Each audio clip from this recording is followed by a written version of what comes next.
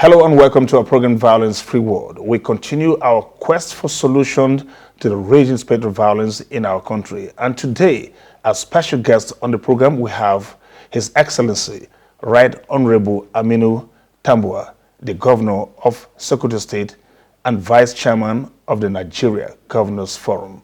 My name is Cally Ikpe. Welcome to the program. I'll see you right after this timeout.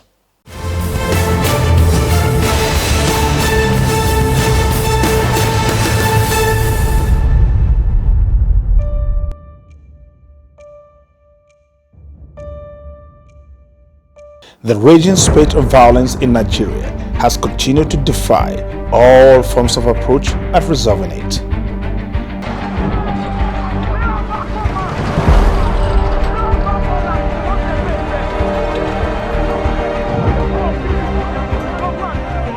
Virtually all parts of Nigeria face this challenge, which ranges from banditry in the northwest, kidnapping on our highways, the IPOB menace in the southeast, killer headsmen in the southwest and the middle belt, to insurgency in the northeast.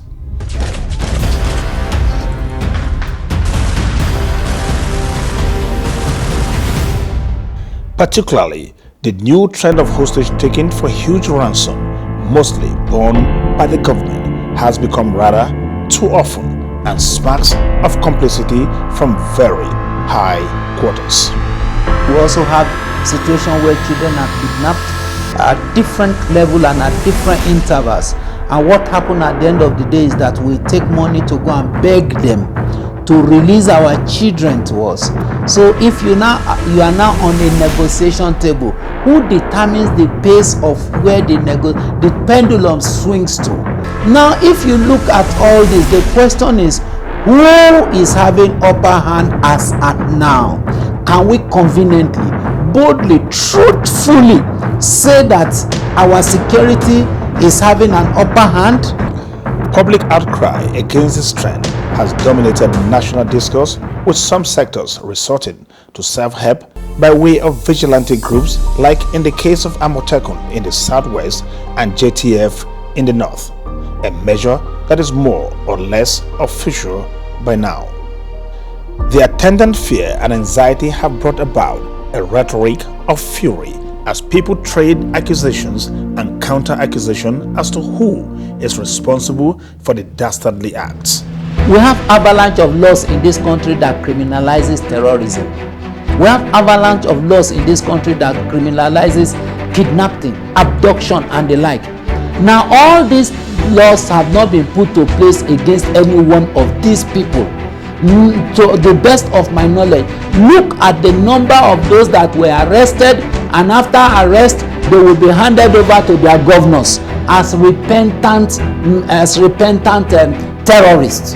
This is the only country in the whole world that have had that people will kill villagers, turn children to orphan overnight, sack a whole village, destroy properties that are worth millions of naira, destroy the economy of a state, and at the end of the day, the state itself, the security agencies will hand them over to their governors, and they will be received with high level of puppetry and joy and all those stuff like that. Ethnic and religious profiling have regrettably featured too prominently in the blame game, and it is only serving to exacerbate the already bad situation. Yes. I feel terrible when Nigerians, the average Nigerian, sees crime and criminality within a narrow prison of tribe or religion. It's in vogue now world over that Muslims are really the culprits. Xenophobia. Muslims are seen as terrorists because terrorism is a multi-billion-dollar industry all over. And Muslims, unfortunately, have where it takes because mainly the oil wells are with the Muslim countries. It's all about that. Dialogue, it is record, holds a potential to ultimately resolve the spate of violence and consolidate our effort at national integration. But just how can we aggregate our opinions to make the dialogue measure work as we seek a violence-free Nigeria?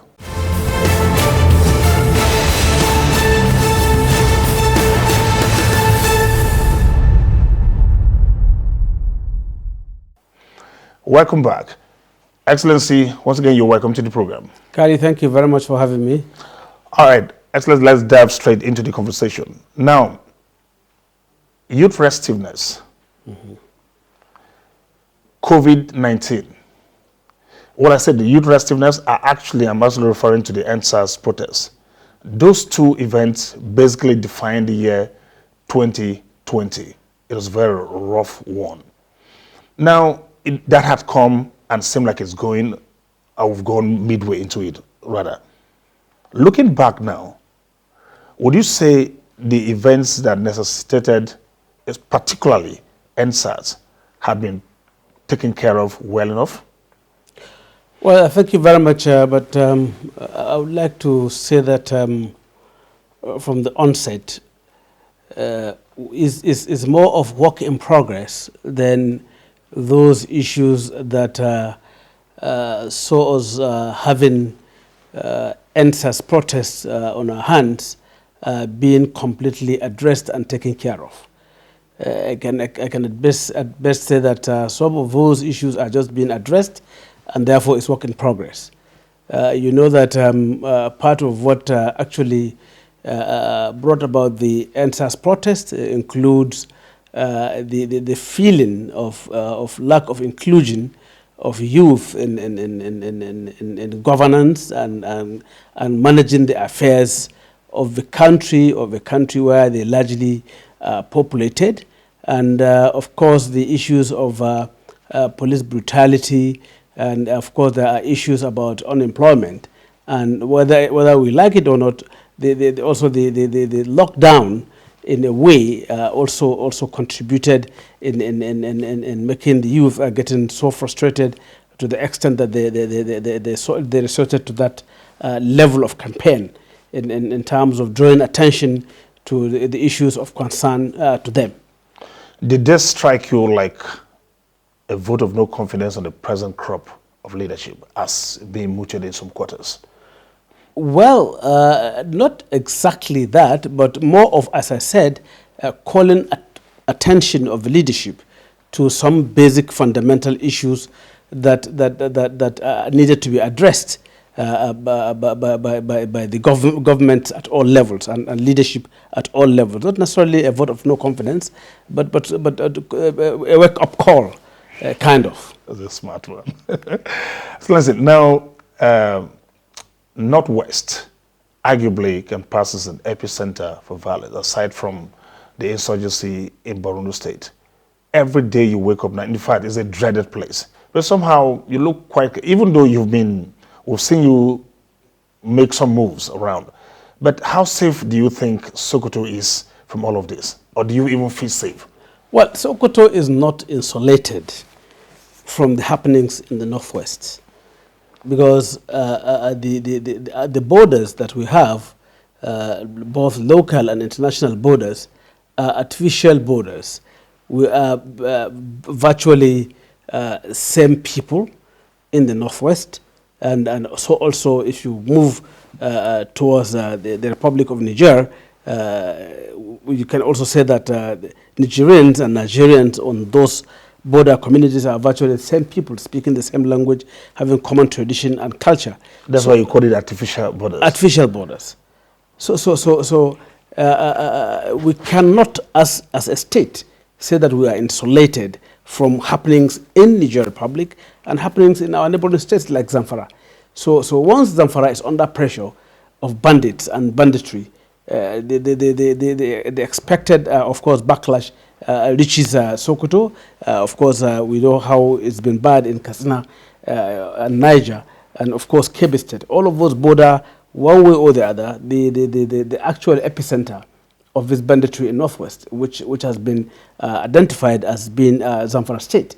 So it's always difficult to manage such issues without having some trace of these bandits and their activities taking place in our state.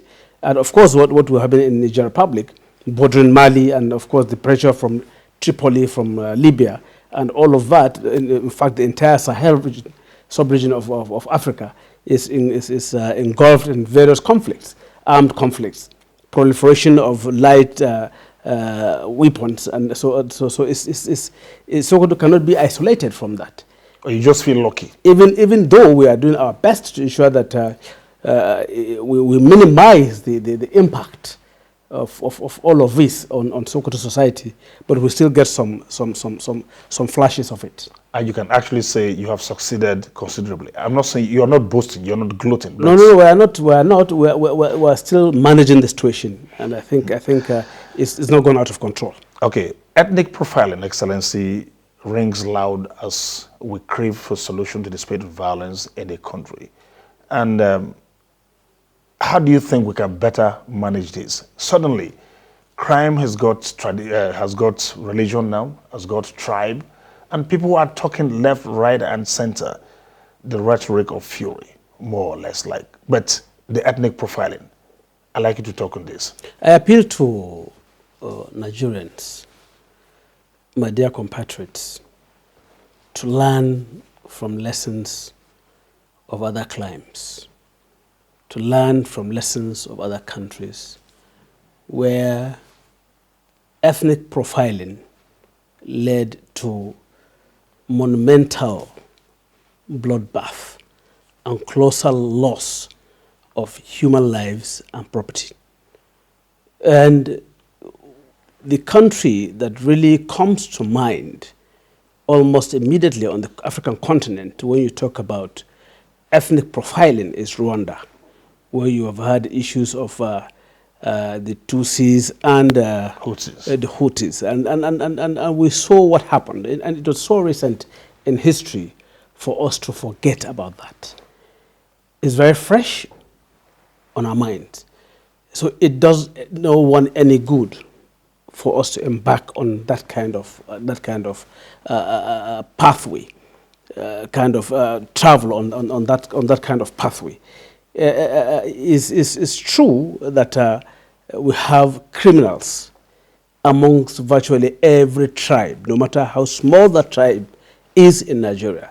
So it should be seen to be a kind of criminals versus the rest of the good of the society, more than ethnic or ethnicizing any particular crime to a particular tribe. I believe that it's not in the best interest of Nigeria and Nigerians for us to do that.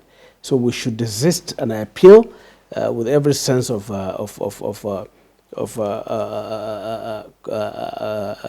leadership in us and humanity in us to desist from that path. It will not augur well for our country. Okay, very well, Excellency. Just as we continue to search for solution, the call for dialogue is gaining greater traction. But just what manner of dialogue? Because right now, there is this relentless rhetoric of fury. People are talking tough, talking from the west, talking from the north.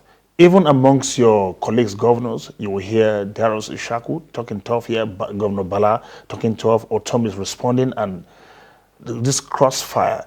Now people are talking. We want people to talk, but we should talk towards a solution. How do we manage this issue of dialogue? How do we make the dialogue count for us? I think first and foremost we should understand that communication is key, and the way you communicate, you pass a message, is fundamental. I was somewhere where I was asked about the comment made by my brother and friend, the governor of Ondo State, about asking a certain category of people to leave a particular forest in his domain. My response was that I think there was a problem of communication. Why? Because if the governor had said, all criminals living in so-so forest are hereby given so-so time to leave, without mentioning a particular class of people or tribe, that could have passed without generating any controversy. Because in those forests, for as long as they've been designated as forest reserves, for example, if they are forest reserves, you are not expected to hunt. You're not expected as a herder to graze or to bring your herds to graze on that land. Or even farm. Or even farm. So whoever does either of these on a designated forest reserve would have contravened the law. So he would have fallen under the category of those criminals that the governor might be referring to. So it's a question of communication. So as leaders, it's important that whenever we're addressing very complex and intricate issues, we communicate in a very clear, simple language that will not generate controversies, okay, and that will not heat up the polity that is already boiling. Okay, Excellency, we stay on this issue of solution, and we're going to go on a short break now. But when we return, I'd like us to discuss this controversial issue of amnesty. But that will be when we return. This is Violence Free World. We'll be right back after this time out.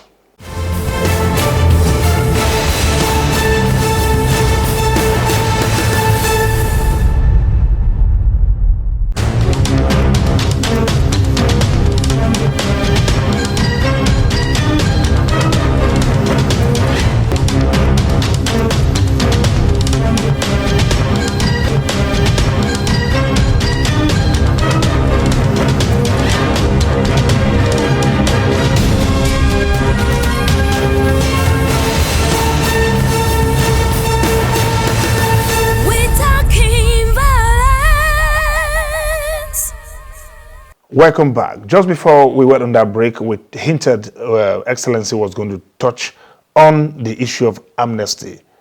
Excellency, now, amnesty, the word amnesty is being brandished here and there. And to some people think it's a bastardization of the word and a misuse or an abuse, rather. Just because it worked in the Niger Delta, is it going to work here now? When you give amnesty to the same kind of persons who are very undeserving, very unreasonable, only for them to come around with the same kind of measure of comfort you've given to them to terrorize us.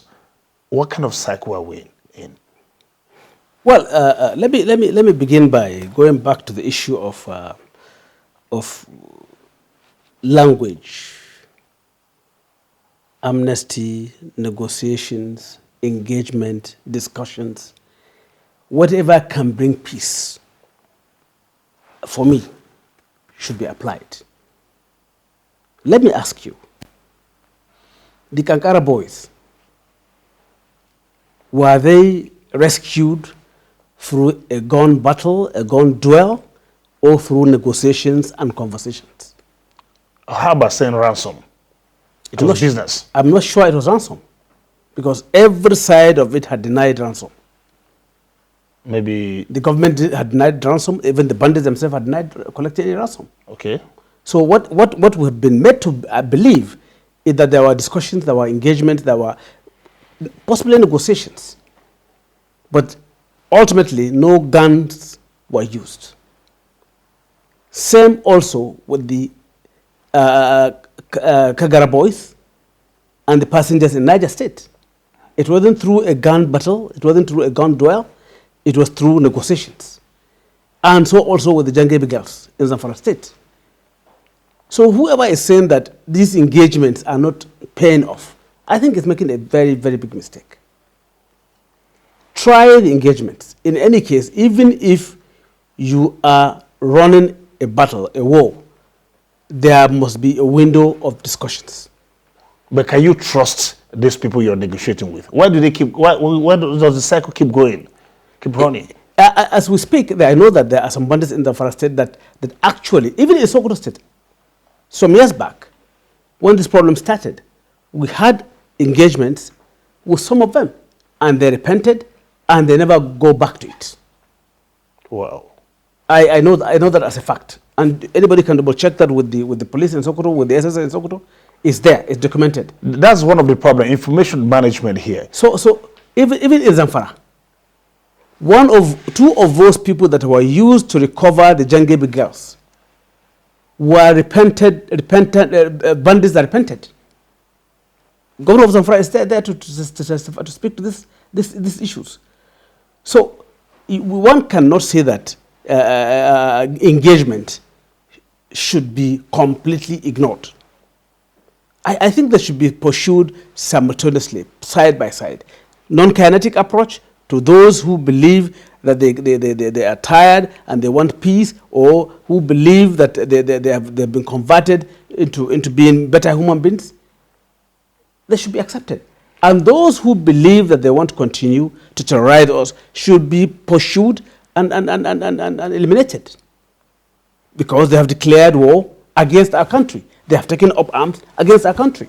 And so they should be given that treatment of those who have declared war against Nigeria. Maybe it's in that same line that the president recently said, anybody caught seen with an AK-47 rifle or just a rifle that you're not supposed to be carrying should be shot. Well, it could be, but that's for Mr. President. Your Excellency, now let's look at why this issue has persisted. This situation has persisted. Many people are believing that it is unabated because some people are making profit from what's going on presently. It is something I call corporate conspiracy, to the extent that you find people that you ordinarily should run to for solution now becoming complicit in the adversity that we face. People in government. You heard when President Jonathan said he had people, Boko Haram, that are sympathetic with Boko Haram in his government. And in Zamfara State, one time the Minister of Defense had accused some chiefs there. Then the present governor had actually even given sanctions. Niger State governor was talking the same way. And this war means a lot of money for some people. Just like they say, if you want to sell weapons, create a war. But for some people who run administrations, it calls for, this is an opportunity for endless defense budgets. That is why we're probably having the situation as it is. Please speak to this issue, the reality of corporate conspiracy in Nigeria. Well, all of this, as you rightly said, are theories, and to some extent as exemplified by what happened in Zamfara, where one or two traditional chiefs were sanctioned. One can say you find some of them being culpable. But it's really very callous and inhuman for any leader in any given position of responsibility to actually partake in this kind of very heinous crime. It happens whereby you find some involvement of either government officials or some security personnel or some traditional leaders being involved in some of these things. I believe that even recently the governor of Zamfara came out to say that the government of Zamfara rather came out to say that there was some involvement of one or two security personnel that were arrested being involved in arms transaction with the bandits. There was a story of a DPO in Zamfara recently, though yet to be verified, that he was involved in discussions with bandits. So you find some of these bad elements in any setting, be it traditional setting, be it security setting, be it in government quarters, who are so callous, so unpatriotic to compromise their positions and be engaging in trade-offs and transactions with the bandits and these criminals. Is condemnable. It's something that no government and no leadership should tolerate such elements in their era.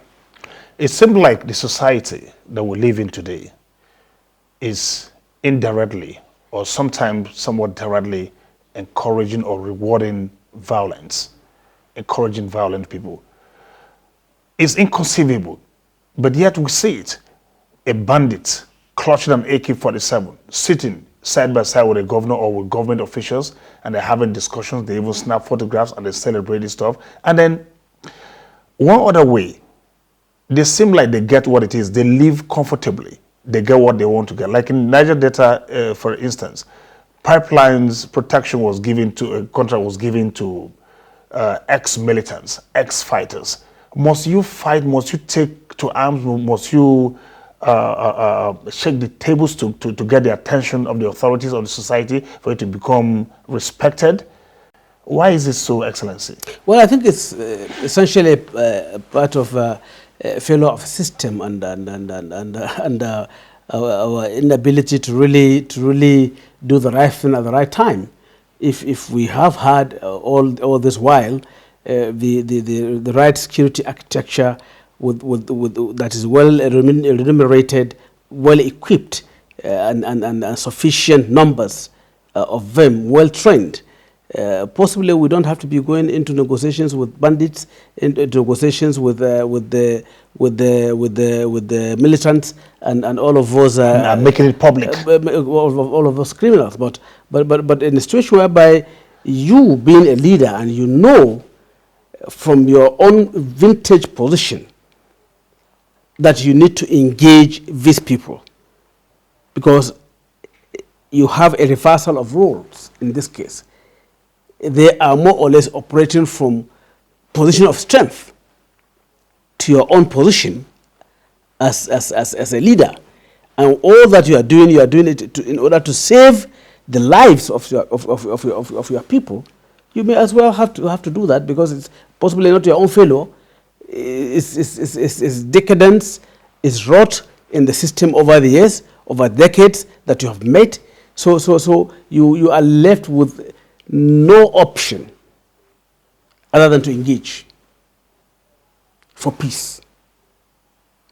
And in any case, you have said it, it has paid up in the Niger Delta. So if it has paid up in the Niger Delta, it goes to show to you that if tried appropriately, those engagements can actually give you rewards in terms of getting back your peace. No more.